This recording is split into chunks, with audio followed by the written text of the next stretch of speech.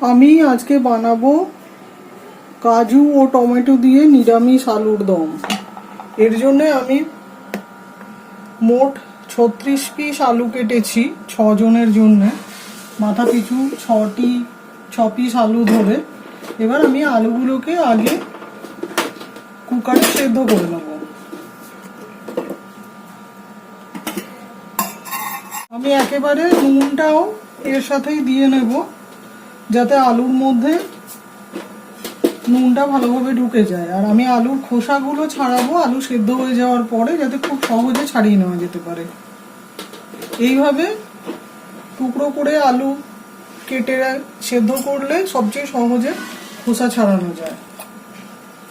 এবার আমি জল ঢেলে দিচ্ছি, যাতে ভালোভাবে আলুর পিসগুলো জলে ডুবে যায় এমনভাবে। 2 টিস্পুন সল্ট দিয়ে দিচ্ছি। আমাদের সল্টটা একটু লো সোডিয়াম সল্ট বলে বেশি লাগে পরিমাণে।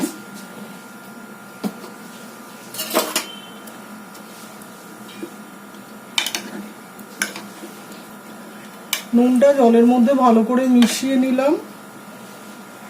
আলুগুলো সব ডুবে আছে জলেতে। এবার একটা লেবুর টুকরো ছোট্ট এইটা এর ভেতরে দিয়ে দিচ্ছি এবং কুকার লাগিয়ে 1টা থেকে 2টো সিটি দিয়ে নিলে আলুটা সাফিসিয়েন্টলি সেদ্ধ হয়ে যাবে। এবার আমি মশলা হিসেবে 2টো পেস্ট তৈরি করব আলাদা করে। এখানে 4টে ছোট সাইজের দেশি টমেটো নিয়ে নিয়েছি, এটাকে আলাদা করে টমেটো পেস্ট করে নেব। আর আমি কাজু, এই ভাঙা কাজু এইটা নেব 6 টেবিল চামচ। পোস্ত দিচ্ছি 2 টেবিল স্পুন। এবার এইটা জলে মিশিয়ে নিয়ে পেস্ট করে নেব, সঙ্গে 7টা কাঁচা লঙ্কাও একসঙ্গে দিয়ে পেস্ট করে নেব। পোস্ত আমি এর আগে 2 টেবিল স্পুন দিয়েছিলাম, কিন্তু আলুটা পরিমাণে বেশি বলে 1 টেবিল স্পুনও দিচ্ছি, অর্থাৎ 3 টেবিল স্পুন আমি সর্ষে দিচ্ছি। আধ ঘন্টা জলে ভিজিয়ে রেখে পোস্ত আর কাজুটা এরকম হয়ে গেছে। এবার এটাকে মিক্সিতে মিক্স করে নিচ্ছি 7টা কাঁচা লঙ্কা দিয়ে। আমাদের জোগাড় যন্ত্র সব হয়ে গেছে। আলুর খোসা খুব সহজে ছাড়িয়ে নিয়েছি, টমেটো পেস্ট রেডি এবং গ্রাইন্ডার ধোয়া জলটাও নিয়ে নিয়েছি। এখানে কাজু, সর্ষে ও কাঁচা লঙ্কার পেস্ট, ওখানে গরম মশলা ও গার্নিশিং এর জন্য 2টো কাঁচা লঙ্কা চিড়ে নেওয়া রেডি হয়ে গেছে। এই ডেকচিটায় আমি রান্নাটা করব নিরামিষ আলুর দম। আর রান্নাটা আমি বাদাম তেলে করব, এই গ্রাউন্ডনাট অয়েলে। যেহেতু আমি কাজু বাদাম দিচ্ছি, তাই যাতে বাদাম তেলের স্বাদটা এতে আরো ভালোভাবে আসে, সেই জন্য আমি এতে বাদাম তেল যোগ করে নিচ্ছি। মোটামুটি 900 থেকে 1000 গ্রাম, অর্থাৎ 1 কেজির কাছাকাছি আলু টুকরোগুলো ওজন। তার জন্য আমি মোট 6 টেবিল চামচ গ্রাউন্ডনাট অয়েল যোগ করছি।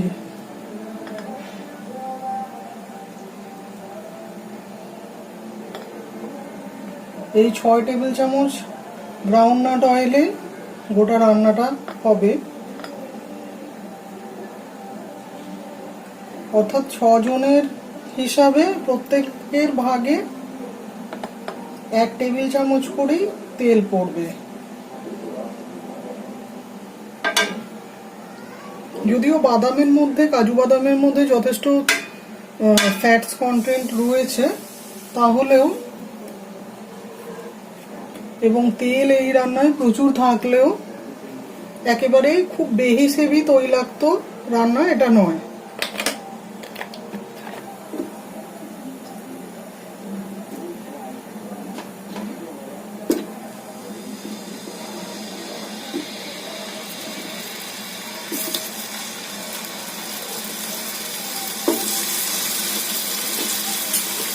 ফ্লেমটা আমি কম করে নিলাম, নাহলে তেলটা উড়ে যাবে বা উড়ে যাবে।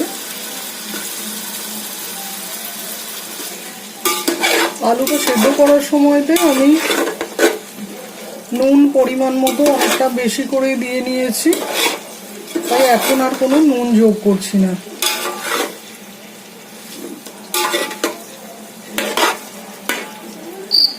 চার পাঁচ মিনিট আলুটা ভাজা ভাজা হয়ে এলে আমি আলুর টুকরোগুলো তুলে নেব।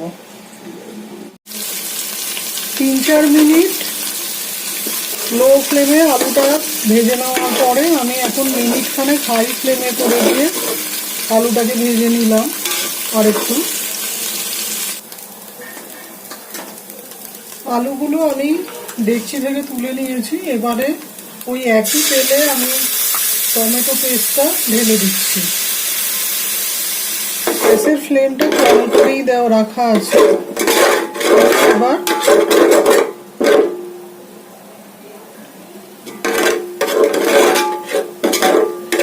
টমেটোর কাঁচা ভাবটা একটু কাটিয়ে নেব কষে নিয়ে।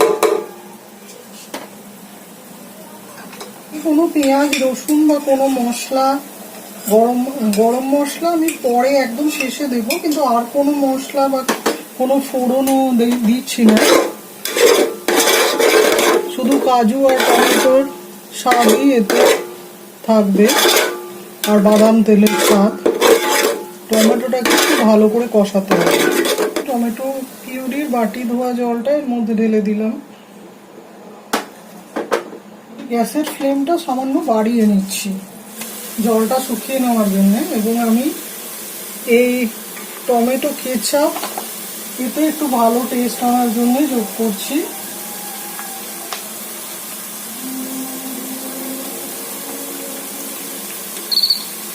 মোটামুটি 2 টেবিল স্পুন মতো টমেটো কেচাপ আমি যোগ করে দিচ্ছি।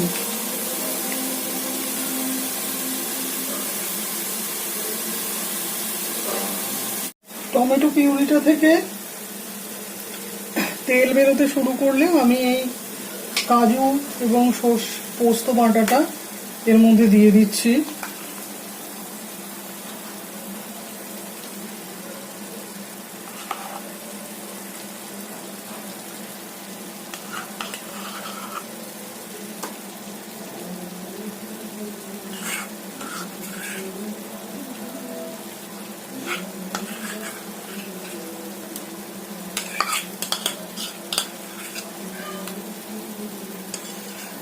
এবার আমি কাজু বাটাটাকে ভালো করে কষতে শুরু করব।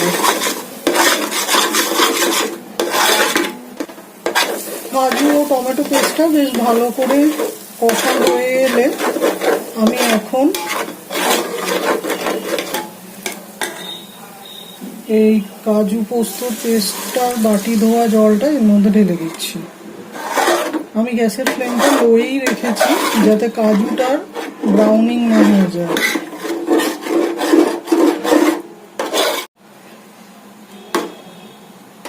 কাজুর পেস্টটা একদম কষে গিয়ে তেল বেরোতে শুরু করেছে। এবারে আমি আরও 1 বাটি জল এর মধ্যে দিয়ে দিচ্ছি।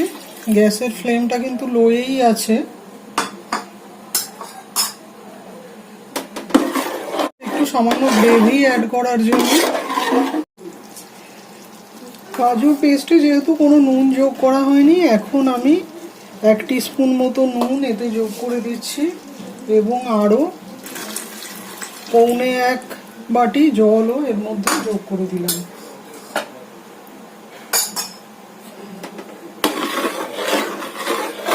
নুন এবং জলটা ভালো করে কাজুর পেস্টের সঙ্গে মিশিয়ে নিয়ে আমি আলুগুলো এর ওপর দিয়ে ঢাকা দিয়ে দেবো।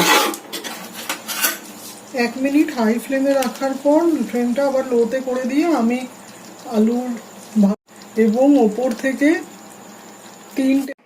3 টেবিল স্পুন গরম মশলা গুঁড়ো ছড়িয়ে মিনিট 5 ঢাকা দিয়ে কুক করলেই রেডি হয়ে যাবে নিরামিষ আলুর দম। অতীব সুস্বাদু।